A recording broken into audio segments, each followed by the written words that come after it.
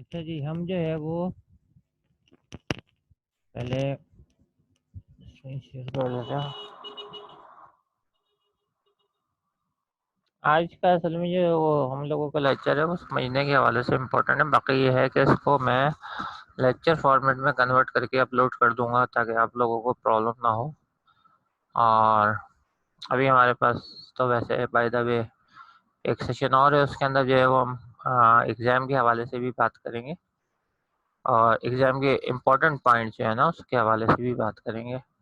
तो अभी जो है वो ये है कि हम लोगों ने यहाँ तक देखा लास्ट ना कि ये जो है हम लोगों की जो बिहेवियर है वो 3 तरीके से काउंट होते हैं। एक बिग ओ नोटेशन कहलाती है, एक ओमेगा कहलाती है और एक थीटा कहलाती है, ठीक है ना?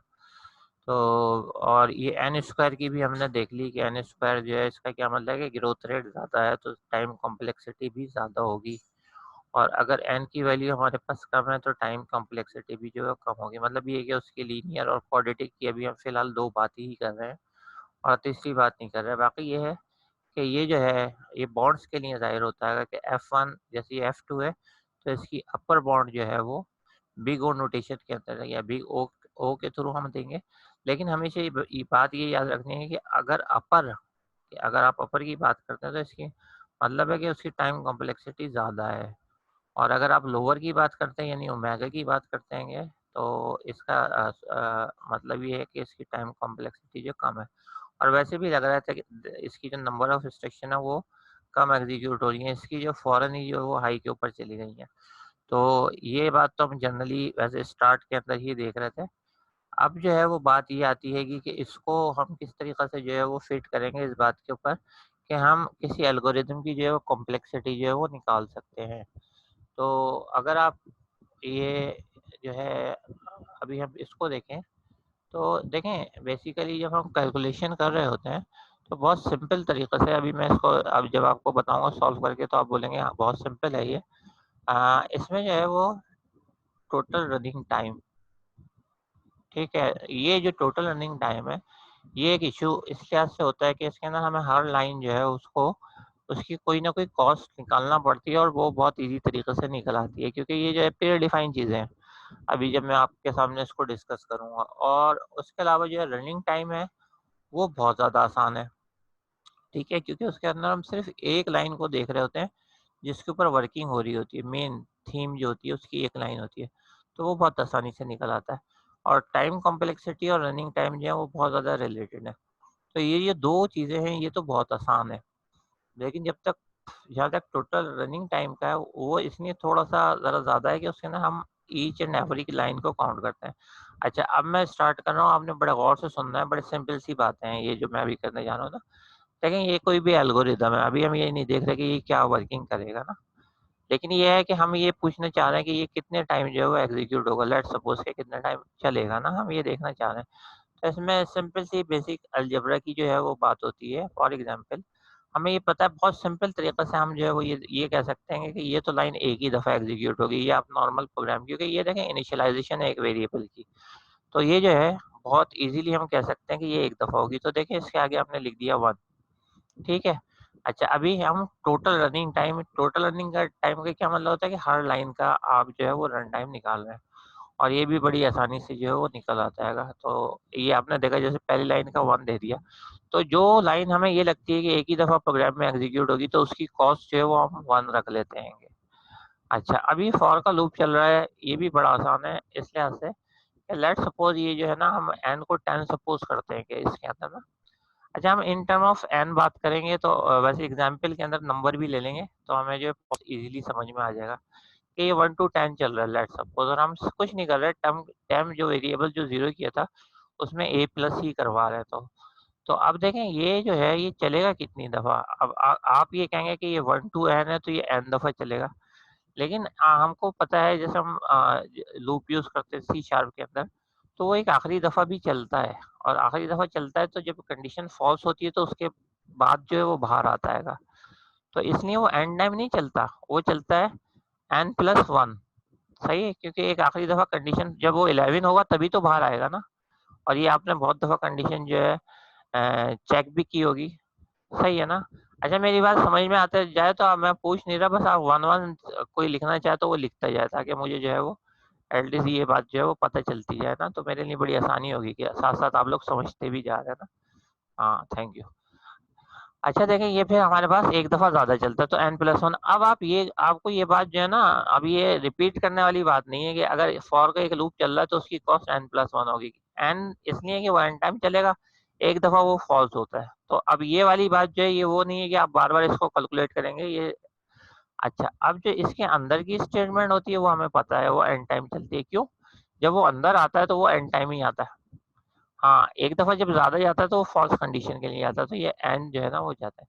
अब ये निकल आई है, तो अब अगर हम इसको जो है कैलकुलेट करें, लेट्स सपोज़ के इसको अलजेब्रा की तरह कैलकुलेट करें, तो सिंपल 2n+2 बन रहा है ना, ठीक है ना? 2n+2 बन रहेगा। तो जब 2n+2 बन रहेगा तो इसका क्या मतलब है कि बहुत सिंपली ये हमारे पास जो है इसका रनिंग टाइम निकल आएगा। और इस रनिंग टाइम के अंदर जो है, अब देखें ये वर्ड ज़रा गौर से देखना, ये मैं आपको अगेन समझा रहा हूँ। इसमें क्वेश्चन में बेसिक ऑपरेशन जो है वो कितनी दफ़ा परफॉर्म होंगे। हमने कॉस्ट तो निकाल ली है कि 2n+2 है, वो बात तो सही है। लेकिन वो हमें एक फ़ॉर्मूला मिल गया है कि लेट्स सपोज़ मैं आपसे ये पूछूँ, अब ये बात ज़रा गौर से सुनिएगा, मैं आपसे ये पूछूँ कि मैं 5 जो है ना आपके डेटा एलिमेंट है, तो टोटल जो रनिंग टाइम है, सही है? वो कितना होगा? तो अगर मैं ये 2n+2 के अंदर 5 रखूँ, तो ये कितना हो जाएगा? 2 5 ज़ा 10 प्लस 2 14। तो आपकी 14 लाइन ऑफ कोड जो है वो चलेंगी। अगर इसके अंदर जो है वो डेटा हमारे पास कितना है? 5 है। सही है? तो ये आपके पास अब ये एक कांस्टेंट फार्मूला आ गया है, और कांस्टेंट फार्मूला ये कह रहा है कि ये क्योंकि हमने कॉस्ट कैलकुलेट कर ली है, तो अब ये एक ऐसा फार्मूला आ गया है कि इस एल्गोरिदम के ऊपर जितना दिल चाहे एन हम चेक कर सकते हैं। एन कह रहा हूँ मैं डेटा को, लेट्स सपोज मैंने बोला 10, तो 2 10 जा 20 प्लस 2 22, तो 22 लाइन ऑफ कोड जो है वो चलेगा। आ रही है सबकी बात समझ में? तो 1-1 लिखते रहे साथ में ना, अगर बात समझ में आती जा रही है तो 1-1 लिखते रहिए, ठीक है ना?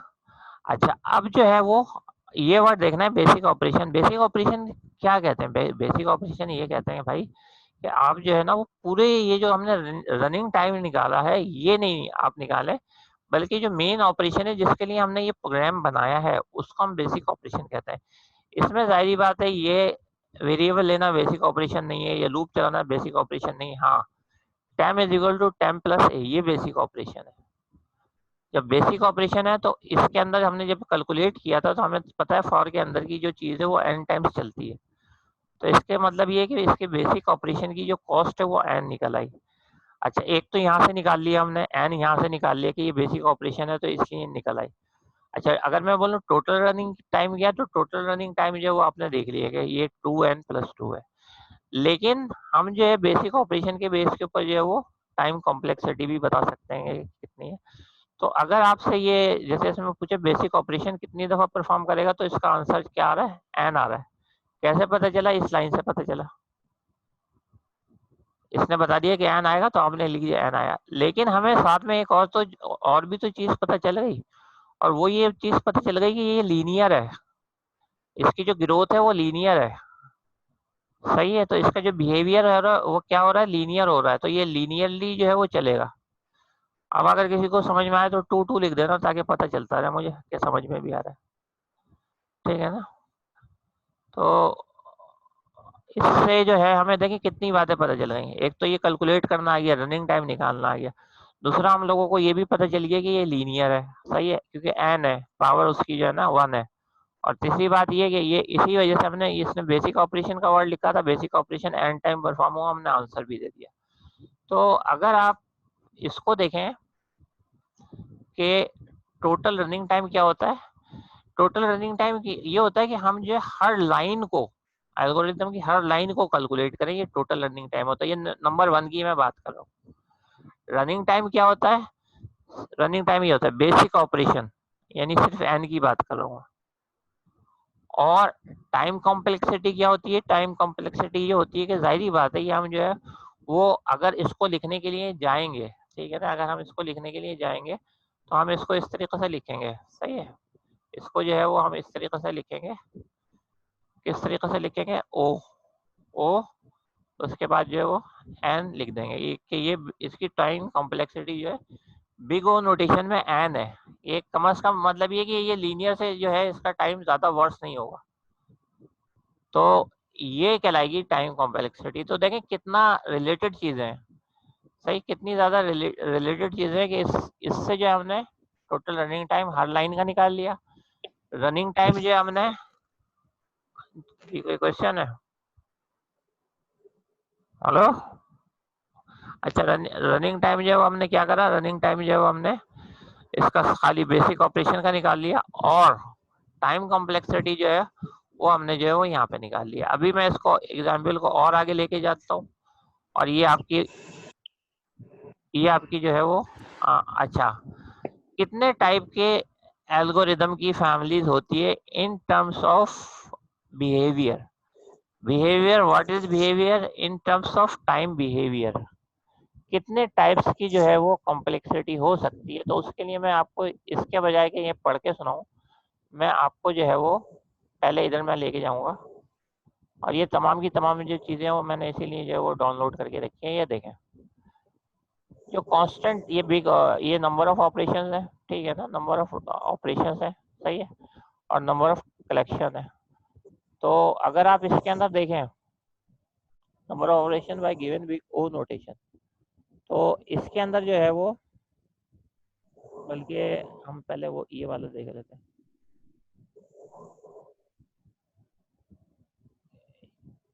ठीक है, ये वाला देख लेते हैं पहले, कांस्टेंट रनिंग टाइम। अच्छा, ये एक तरीके से हम लोग जो है ना ज़्यादातर मिड टर्म के बाद पढ़ेंगे, लेकिन ये है कि एक आइडिया के लिए मैं बता रहा हूँ, एक कांस्टेंट रनिंग टाइम होता है। अच्छा, कांस्टेंट जो है वो सबसे ज़्यादा कम होता है, लॉग रनिंग टाइम जो उससे ज़्यादा होता है, लीनियर जो अभी हमने पढ़ाएगा वो तीसरे नंबर पे होता है, एन लॉग एन, ये भी कुछ एल्गोरिदम की टाइम कॉम्प्लेक्सिटी होती है, ये चौथे नंबर पे होती है। इसमें हमें खाली नंबरिंग देखनी है, और ये जो है ये क्वाड्रेटिक यानी पोलिनोमियल आप कहते हैं, इसके अंदर जो एन एन स्क्वायर भी हो सकता है, एन क्यूब भी हो सकता है। एक्सपोनेंशियल आप लोग मैथमेटिक्स के ज़्यादातर स्टूडेंट, आपको पता है कि 2 की पावर एन, 3 की पावर एन, और हाईएस्ट नंबर पे जो है वो फैक्टोरियल होता है। तो इसकी एग्जांपल मैं आपको जो है वो इस स्लाइड से देना चाहूँगा कि ये जो सबसे हमारे पास अगर देखें, ये जो सबसे कम है बिग ओ का यानी कि टाइम का, ये हैश टेबल इसकी एग्जांपल है, अभी हमने नहीं पढ़ा, लेकिन इसके अंदर क्योंकि आपके पास एक कांस्टेंट टाइम रहता है, साइज डेटा का कितना भी हो, तो इसलिए ये होता है। लेकिन हम अगर आप ये देखें, ये लॉग एन जो है वो हमने देखा था बाइनरी के अंदर, जब बाइनरी सर्च कर रहे थे, आपको याद होगा हम डिवाइड कर रहे थे 2 के अंदर, यानी कि लेफ्ट साइड पे जाना है या राइट साइड पे जाना है, और हमने देखा था कितनी आसानी के साथ जो है वो हमने इसकी जो है वो सर्चिंग कर ली थी, ठीक है। और इसमें अभी हमने लीनियर पढ़ा हुआ है, तो लीनियर की जो है वो हमेशा एन होती है। एन का क्या मतलब है, n plus one divided by two, यानी कि ये लीनियर सर्च की होती है। और फिर ये हमारे पास क्वाड्रेटिक का हो गया, क्वाड्रेटिक का एग्जाम्पल बबल सॉर्ट है, इसके अंदर जो है वो आप देखेंगे इसके मुकाबले में, और ये जो हमारे पास है लीनियर, सही है, बल्कि ये लीनियर जो है इसके अंदर दिया गया कि find an atom in an unsorted list, तो ये आप जो है वो लीनियर सर्च भी आप इसको कह सकते हो। तो ये डिफरेंट है, फैक्टोरियल जो है फैक्टोरियल के हवाले से। तो ये जो चीज़ मैंने अभी आपको यहाँ पे बताई है, एक ऑर्डर के अंदर करके मैं इसको स्लाइड बना के अभी आपको थोड़ी मतलब अपलोड करूँगा, लेकिन मैं चाह रहा हूँ कि उससे पहले जो है वो मैं आपको थोड़ा सा समझा दूँ। अच्छा, ये वाली बात मैंने आप लोगों को बता दी है कि रनिंग टाइम जो है वो क्या होता है, ये भी रनिंग टाइम के हवाले से है, रनिंग टाइम जो है वो कैसे निकालते हैं। लेकिन इसके अंदर देखें, जैसे इस एग्जाम्पल के अंदर है कि ये वाला ऑपरेशन, अगर आप इसको देखें कि ये वाला ऑपरेशन जो है कितनी दफ़ा परफॉर्म होगा, तो ये वाला ऑपरेशन जो है वो अंदर वाला, अच्छा चले इसको मैं ऐसे समझाता हूँ। देखें, एक फॉर का लूप होता है, उसके अंदर वाला कितनी दफ़ा परफॉर्म होता है, एंड टाइम होता है। ये तो अभी हमने देखा ना, फॉर के अंदर कोई भी चीज़ होती है वो एंड टाइम होती है। लेकिन ये नेस्टेड फॉर है, इस फॉर के अंदर एक और फॉर है, तो इसका मतलब हो गया एन टाइम ये परफॉर्म होगी, एन टाइम ये परफॉर्म होगी, तो ये कितने टाइम परफॉर्म होगी, एन इंटू एन, यानी कि एन स्क्वायर। तो एन स्क्वायर हो गया, तो इसका क्या मतलब है,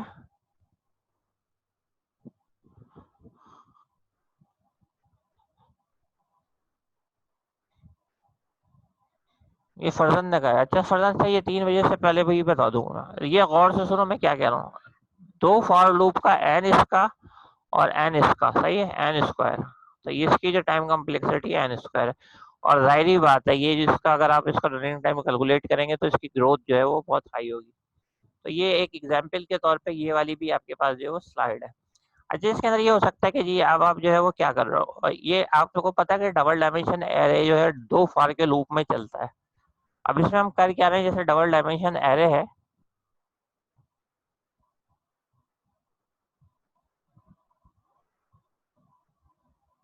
जी जी जितनी बार देखे ना ये एन टाइम चलेगा तो ये भी एन टाइम चलेगा। तो n into n n square, तो ये वाली जो इसके अंदर स्टेटमेंट है, जो देखें इस फॉर के लूप के अंदर ये एन चलेगी, इस फॉर के लूप के अंदर ये एन चलेगी, तो इसलिए इसको हम एन स्क्वायर कह देंगे। अच्छा ये आउटर और इनर लूप का अगर आपको याद हो तो हम जो है वो आ, इस तरीके से करते थे कि ये हमारे पास रोज होते थे और कॉलम्स होते थे। तो अगर आपके पास याद हो, आपको डबल डायमेंशन एरे अगर आपने एक्सेस किया हो पीएफ के अंदर, प्रोग्रामिंग फंडामेंटल में, तो आप जो है वो पहले रो के लिए एक फॉर का लूप चलाते थे, फिर एक कॉलम के लिए चलाते थे। किस किस को याद है, 3 लिख के बताएं। फॉर का जो डबल डायमेंशन लूप चलाते थे, 3 लिख के बताएं। फर्जन को भी याद है, हाँ चलो ठीक है। अब देखें इसके अंदर जो है वो एग्जाम के पॉइंट ऑफ व्यू से मैं बता रहा हूँ कि इसके अंदर क्या है। इसके अंदर जो है वो हम लोगों का आ, यानी इस टाइप का क्वेश्चन भी हो सकता है कि ये डायगोनल है, इस डायगोनल के अंदर इसका सम हम कैलकुलेट करें, या इस डायगोनल का जो है वो सम हम कैलकुलेट करें। तो आपको पता है ये 1,1 होता है, ये 2,2 होगा, ये 3,3 होगा, ये 4, आप ये बताएं फर्जन पाइथन के अंदर आप लोगों ने इस टाइप की एक्सरसाइज की हुई है अभी जो लैब्स हो रही हैं।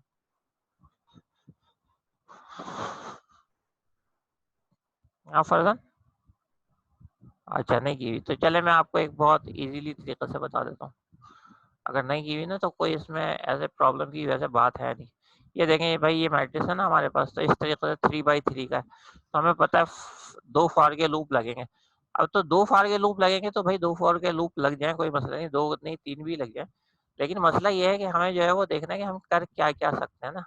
तो जैसे ये प्रोग्राम है, इसके अंदर इन्होंने कहा है कि आप प्रिंट करें sum and product of all the element of two dimension array.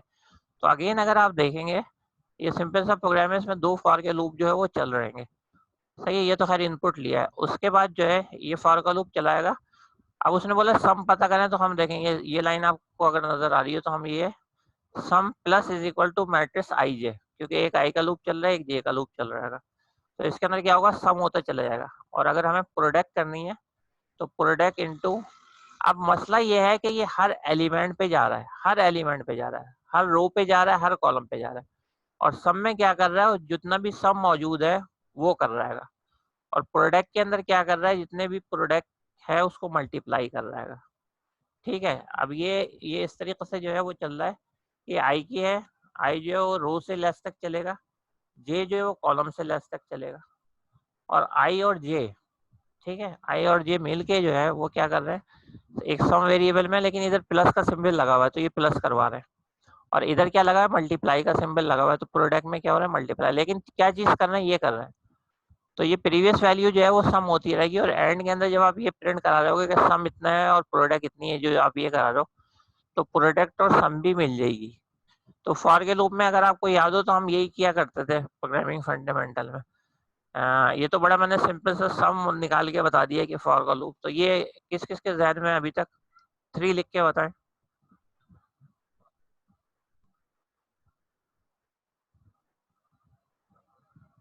ठीक है, दो फॉर के लूप चला, सिंपल सम करना है तो ये कर दिया, सही है। और प्रोडक्ट करना है तो इसका भी मैं आपको ये वाली स्लाइड जो है इसको भारत में भेजूंगा जरूर, अगर किसी की समझ में भी नहीं आया, लेकिन आप इसको देख के जो है वो समझ लेंगे। अब एक काम जो मेन आता है वो आता है डायगोनल्स का। ये देखें ये डायगोनल्स आ रहा है ना, 10 50 90, इसका सम करना है। तो यहाँ पे अब आपके पास जो कंफ्यूजन आ गई, लेकिन है बड़ी आसान सी बात। ये फॉर एग्जांपल अगर मैं 1 से स्टार्ट करूँ ना, थोड़ी देर के लिए सपोज करते हैं 1 से स्टार्ट, ये मुझे पता है ये 1,1 है, ये 2,2 है, ये 3,3 है। तो देखें कितनी इजीली लॉजिक से जो है हम इसको कर सकते हैं। लॉजिक अभी मैं आपको ये बता देता हूँ कि हम पहली बात तो ये कि दो जो है वो फॉर के लूप चलेंगे। ये देखें ये रो का लूप आपको नजर आ रहा है चलता हुआ, ठीक है। और ये जो ये कॉलम का लूप आपको चलता हुआ नजर आ रहा है, तो ये वही 2 फॉर के लूप हो गए। अब इसमें देखें, जो गौर से देखना है वो आपने ये देखना है, ये तो खैर ऐड करने के लिए उन्होंने करा, जो सम, जो इन्होंने बोला डायगोनल सम करो, इसमें हम क्या कर रहे हैं, इसमें रो एंड कॉलम नहीं दे रहे, रो एंड रो दे रहे हैं। अब देखें मजे की बात, जब रो आपके पास जो है वो 1,1 होगी तो कौन सा वाला एलिमेंट आएगा, ये वाला एलिमेंट आएगा, यानी 10 प्लस हो जाएगा। उसके बाद जो है रो 2,2 होगी तो कौन सा एलिमेंट आएगा, 50, तो दोनों मिला के 60 हो जाएंगे। फिर आपके पास ये रो और रो होगी तो ये कौन सा आएगा, 90, 60 और 90 150। दोबारा बता देता हूँ, देखो हम इधर कर रहे हैं रो कॉमा रो, रो रो कॉमा रो, इसलिए मैं कह रहा हूँ कि सी शार्प में कॉमा आता है ना, तो रो और रो कर रहे हैं, यानी कि रो का एलिमेंट होगा। अब अगर फर्स्ट करोगे रो 1 होगी तो यहाँ पे भी 1 होगा, रो 2 होगी तो यहाँ पे भी 2 होगा, रो के वेरिएबल की, यहाँ पे अगर 3 होगा तो यहाँ पे भी होगा। सही है, हम सम क्या करा रहे हैं, लूप वही चलाया हमने, लेकिन और लूप भी एक ही चलाया। फॉर का लॉजिक देखो कितनी इजी कर दी है कि सिंपल आप एक फॉर का लूप चलाओ और जिसमें खाली रो को जो है ना वो आप डिफाइन करो, और उसके अंदर जो है वो आप जो ऐड कराओ सम के अंदर, एरे का नाम ए है, वो रो कमा रो कराओ, तो 1,1 हो गया, 2,2 हो गया और 3,3 हो गया। अब जरा आप देख लें, 1,1 ये, 2,2 ये, 3,3 ये, 10 और 50 60 और 90 90। बताओ किसकी समझ में आया, 3 लिख के बताओ। मोहम्मद अली फजन की फौरन आ जाता, वकार के भी आ गया। गुड गुड गुड, सही है। तो ये चीजें पेपर के बाद जो है ना वो आपके ध्यान में होनी ही चाहिए। Good, very good. अच्छा, ये मैं जो कोशिश करूंगा कि ये इसकी स्लाइड्स बना के आपको जो है ना एक फ्रेश स्लाइड बना के आपको मैं भेज दूं, जितनी भी इसके अंदर चीजें मैं डिस्कस कर रहा हूँ ना, वैसे रिकॉर्डिंग तो आपको मिल ही जाएगी ना। अच्छा जनाब, अब जो है वो हम बात करेंगे, ये वाली भी हो गई ना। अच्छा, इसमें चलें इसको भी बाद में डिस्कस करते हैं। अच्छा, ये एक तरीका कार है, अक्सर जो है वो मतलब ये है कि हम लोगों ने जैसे इसमें, अच्छा देखें हमें पढ़ा गया, खाली एरे पढ़ा है। ये जो मैंने जितनी एक्सरसाइज कराई थी ना डबल डायमेंशन एरे की कराई थी, ये अभी हमने इसके अंदर ना एरे पढ़ा है। एरे पढ़ा तो एरे के अंदर जो है वो हमने जो भी चीज़ें इसके अंदर देखी हैं, इसमें जो है एवरेज केस को जो है वो हम जाहिर करते हैं। मेडी का तो बता रहा हूँ कि मैं अपने मुतालिक बता रहा हूँ, कार कैसी बातें कर, तो मैं अपना तारुफी प्रोग्राम चला रहा हूँ, ये जो कुछ भी बता रहा हूँ मेडी के हवाले से बता रहा हूँ। ये लेक्चर आप 2-3 दफ़ा देखोगे, मिड की तैयारी करोगे। और मिड के हवाले से एक और भी बात बतानी है, हमारी लाइट जो है वो मतलब पूरी दुनिया से पहले जाती है, थोड़ा सा वेट कर लो। देखो ये एवरेज केस जो है वो हम थीटा से जाहिर करते हैं, और वर्स्ट केस जो है हम ये ओ से जाहिर करते हैं।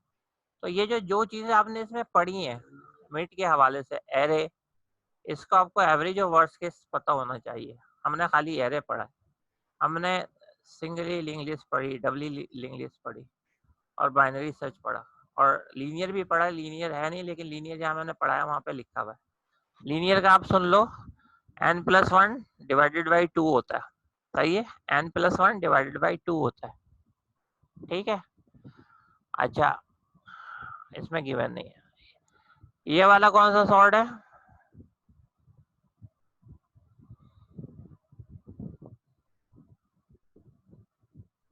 अच्छा ये मैं जनरल थोड़ा सा ये रिवाइज कर दूँ। गुड। अच्छा देखो, ये आप लोगों ने लैब में इंसर्शन सॉर्ट कर लिया था ना, लैब में बताओ, कर लिया था इंसर्शन सॉर्ट, ठीक है ठीक है। अच्छा देखो, ये टाइप्स ऑफ डेटा स्ट्रक्चर के हमेशा याद रखो, एरे ऐसे चुप मतलब एक दूसरे के साथ मिले हुए होंगे, लिंक लिस्ट में ऐसे एरो होंगे, सही है। और हमने इसमें से क्या ये चीज़ें अभी पढ़ी नहीं है, बस ये 2 चीज़ें जो है वो देखी है, और इसी के बेस पे जो सॉर्टिंग एल्गोरिदम जो है वो देख लिया। अच्छा, ये जो है ये, हाँ ये ज़रूर मैं दिखा, ये बड़े मज़े की बात है। ये ये देखो हो क्या रहा है, हम क्या कर रहे हैं, ट्राइवर्स कर रहे हैं, किसमें, लिंक लिस्ट में कर रहे हैं।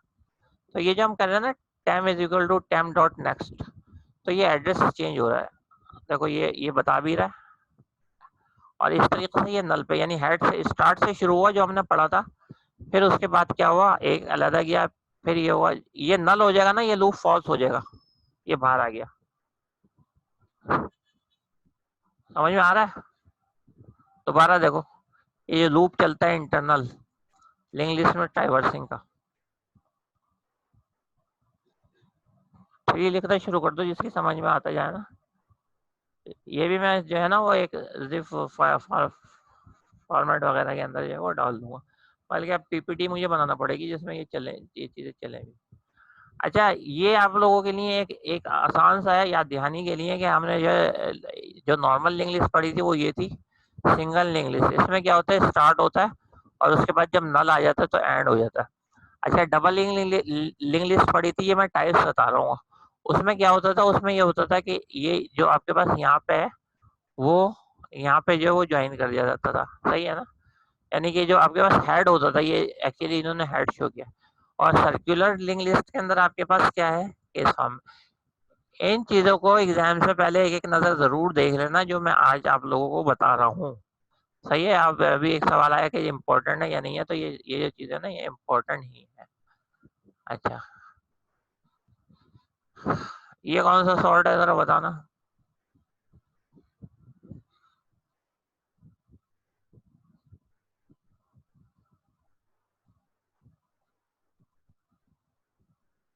बबल बबल नहीं है। मिनिमम चेक कर रहा है ना, मिनिमम उठा के वहां रख रहा है।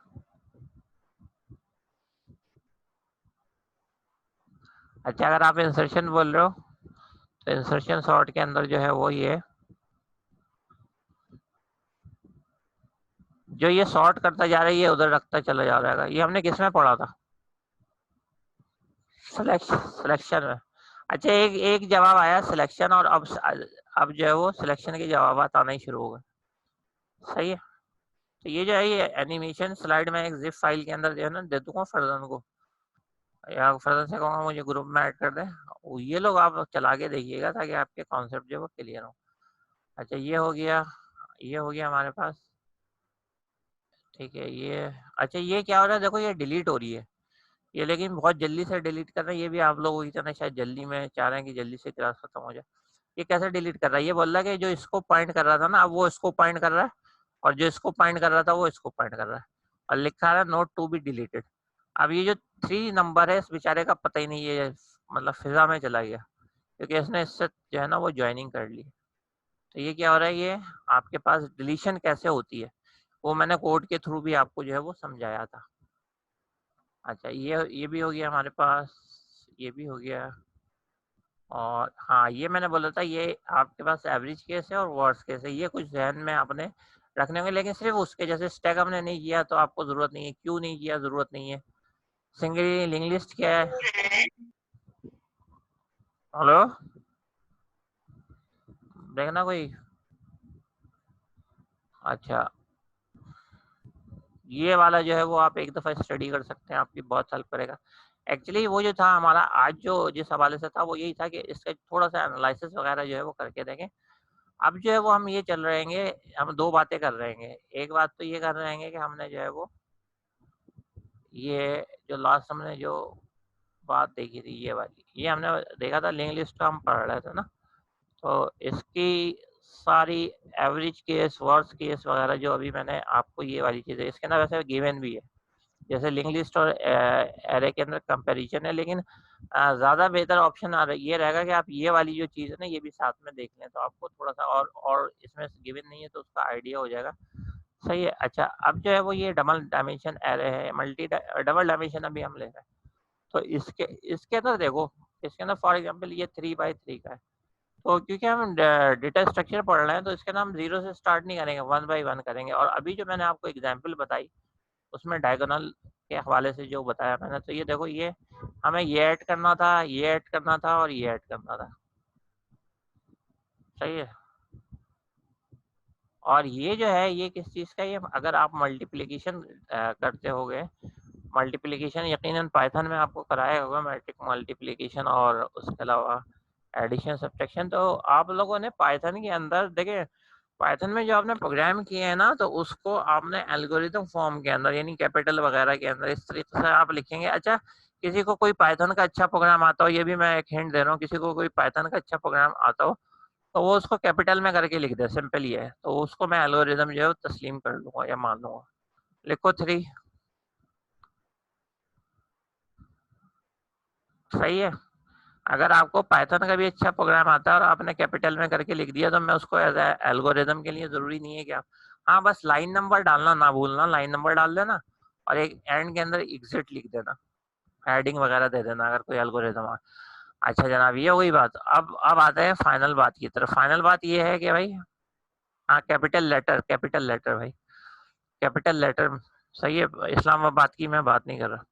अच्छा तो ये हम लोग जो है वो ये बात कर रहे थे कि किस तरीके से जो है वो पेपर आएगा। तो पेपर के लिए भाई बात ये है सीधी सीधी, दो बातें आप सुन लें। अच्छी बात भी है और अच्छी बात नहीं है। एक अच्छी बात तो ये कि आपको वैसे ही जो है दे दिया गया पेपर कि 2 घंटे का होगा, आपको जो है 5 घंटे में रिटर्न करना है। लेकिन जो इस दफा चेंज आई है वो ये आई है कि जैसे आपके पास 5 घंटे का टाइम है, तो उससे 1 मिनट भी अगर आप लेट हो गए, तो पहले ही तो पिछली दफा ये हुआ था कि बच्चों ने मुझे वो व्हाट्सएप वगैरह के ऊपर मैसेज कर दिया कि ओपन कर दें। लेकिन इस दफा वो इनविजिबल हो जाएगा। इनविजिबल का मतलब ये कि वो आपको हर कीमत के ऊपर जो है ना 4 घंटे के बाद पहुंच जाना है एलएमएस के ऊपर जमा कराने के लिए। इसका आपने बहुत ज्यादा ख्याल रखना है, लाइट वगैरह इसका उसका, और कोशिश करें बैकअप रखें। बैकअप रखें, आपके पास जो पावर बैंक हो या आपके पास जो राउटर हो, वो उसका उसके लिए भी कोई इतना इतना बैकअप जरूर हो कि राउटर और कंप्यूटर या लैपटॉप की बैटरी इतनी हो कि चलती रहे ना, तो वो आपने खास ख्याल रखना है। दूसरा आपने ये ख्याल रखना है कि अगर उन्होंने 5 घंटे का आपको टाइम दिया है, तो आप कोशिश आपने करनी 4 घंटे पहले शुरू कर दें काम। क्योंकि अगर आप बैठे 10 मिनट कम, तो आपको पता है कि वो उस वक्त इतना रश होगा, इतना रश होगा। अच्छा अगर फर्ज करें आपके 18 नंबर आ रहे हैं, अब आप 1 नंबर के चक्कर के अंदर बैठे हैं, तो उस 1 नंबर के चक्कर के अंदर जो है ना क्या होगा कि आपका वो जो सारे है 18 नंबर वो भी चले जाएंगे, क्योंकि पॉलिसी ऐसी रखी है जब आपके पास वो। हाँ हाँ, अटेंडेंस ले रहा हूँ भाई, वो सामान ले रहा हूँ।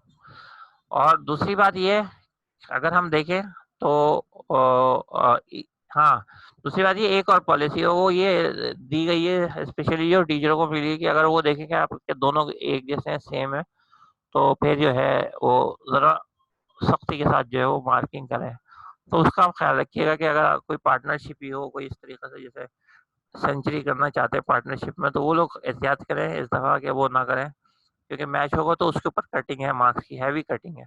और तीसरी बात ये है कि ना, एक अच्छाई के लिए ये बात रखी गई है स्टूडेंट के कि 3 घंटे के अंदर, 2 घंटे का 3 घंटे में कर दें सबमिट, उसमें आपका फायदा, आप रिलैक्स हो जाएंगे। लेकिन इस दफा ये किया जा रहा है कि जैसे वो 3 बजे के बाद जो है, मैं नहीं कर रहा अपने पेपर के लिए, सबके लिए हो रहा है कि जैसे 3 घंटे हो गए फिर भी नहीं करा, तो 3 से 4 घंटे के अंदर कराएंगे तो 1-1 किया जाएगा। और अगर फिर 1 घंटा और ऊपर किसी का चला गया, यानी कि बिल्कुल लास्ट में कराया, तो 2 किए जाएंगे। तो इसलिए आपको इन सारी चीजों का ख्याल, अगर अभी आपके सामने नहीं आई हो और हो सकता है आ जाए, तो आप लोगों ने इस चीज का ख्याल रखना है कि एक तो ये कि जो भी चीजें थी उसको इस दफा वैसे लेके नहीं चलना जैसे आप लोग जो है वो चले थे पिछली दफा। चले ठीक है, माना कि थोड़ी आप लोगों को जो थी वो आसानी वगैरह थी, और इस किस्म की जो थी वो बात नहीं थी। अब अटेंडेंस वगैरह ले लेता हूँ, और उसके बाद अगर आपको कोई क्वेश्चन होगा तो वो मैं पूछ लूंगा। आज का टॉपिक पढ़ा है, अभी मैं इसकी स्लाइड आज या कल मैं अपलोड कर दूंगा।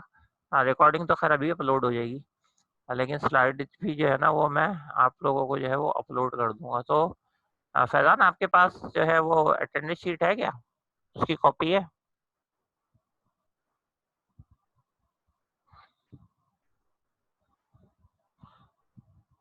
अच्छा ज़रा, अच्छा एक बात सुनो, ये जो नाम है मैं ले रहा हूँ, आपने जो है ना वो 1-1 लिखना है। नहीं, मैं -1 नहीं करूंगा, मरियम ने लिखा, आप भी -1 करेंगे। देखिए मैं एक काम करूंगा, थोड़ी सी ज्यादा से ज्यादा ये रियायत कर सकता हूँ कि मैं 4 बजे के बाद जो -1 करूँ। सुमन शहर भी आई है, वेरी गुड वेरी गुड। अच्छा मैं जिसका नाम लिख रहा हूँ उसने 1 लिखना है, 1 मिनट 1 मिनट। अच्छा मैं आपकी वॉइस सुन लूँ मोहम्मद अली की। मोहम्मद अली, मैं आपको जो है वो कर रहा हूँ, लेकिन मैं अटेंडेंस ले लूँ, अगर आप बोले फिर आपकी भी अटेंडेंस चली जाएगी ना। हाँ, 2 एब्सेंट है, उनके नाम लिख के दो, उनका नाम लिख के करो ताकि मैं कंफर्म कर लूँ, बाकी सबकी प्रेजेंट लगा दूँ।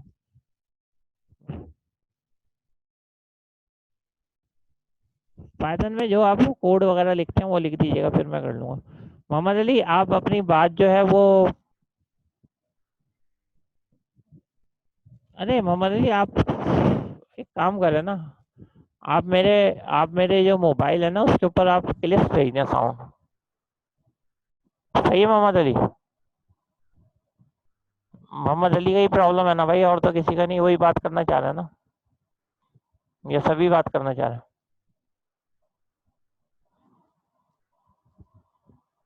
मोहम्मद अली सेंड कर, सर सेंड कर दी है। चलो ठीक है, अब मैंने वो मोबाइल नहीं देखा, सुबह से क्लास ले रहा हूँ, मैं देख लूंगा। ठीक है मोहम्मद अली, फिर मैं आपको रिप्लाई भी कर दूंगा। ठीक है ठीक है। अच्छा, अब जो है वो सिर्फ ये पॉइंटर होते हैं या नहीं होते हैं? आप जो है वो अपने तौर पे लिख दो पॉइंटर, बस पॉइंटर का वर्ड लिख दोगे तो फिर मैं समझ जाऊंगा कि आपने पॉइंटर यूज किया। सही है इब्राहिम? कहीं ना कहीं पॉइंटर वाइंटर लिख लेना ऐसे ही ना, या उसकी सी की कोडिंग देख लेना, उसके अंदर जो पॉइंटर लिखा वो पाइथन में भी बीच में डाल देना कहीं, क्योंकि पॉइंटर डॉट नेक्स्ट कम से कम थोड़ी सिंटेक्स तो लिखना पड़ेगी। कुछ नहीं हो तो एल्गोरिदम में देख लेना, पाइथन और सी वगैरह को छोड़ो, हमें एल्गोरिदम राइट करने हैं, कोई पाइथन का प्रोग्राम वगैरह राइट नहीं करना।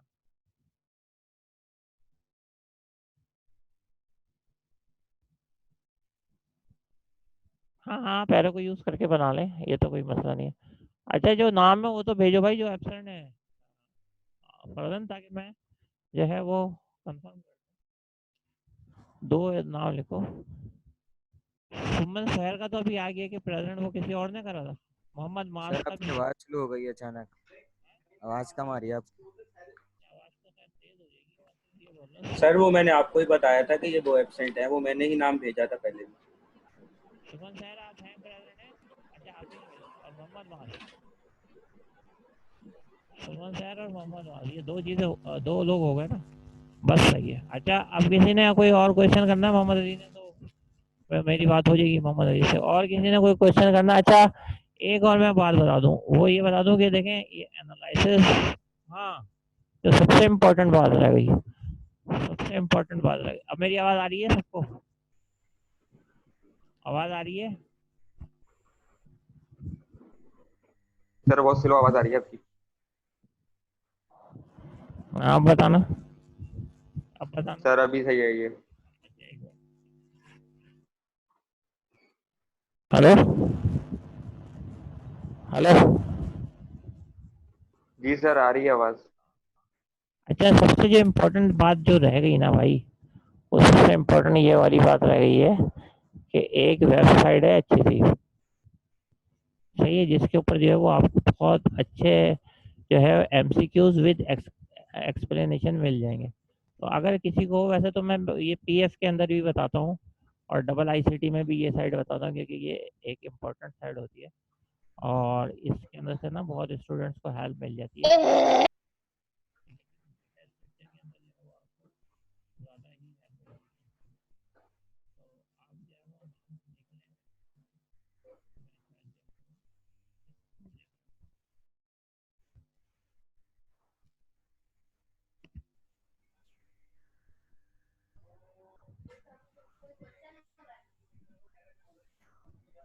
अच्छा, लिख ले सेंड सॉरी के नाम से लिख ले, मैं जो हूँ इधर लिख सर फिर आवाज नहीं आ रही है आपकी। दूँ। अच्छा, एक सेकंड, नजर तो आ रहा है ना?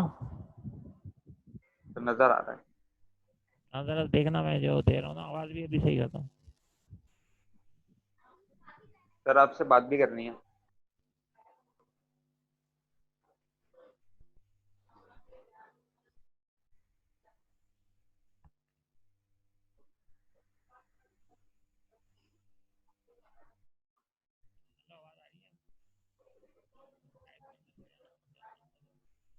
हाँ जी, आवाज आ रही है?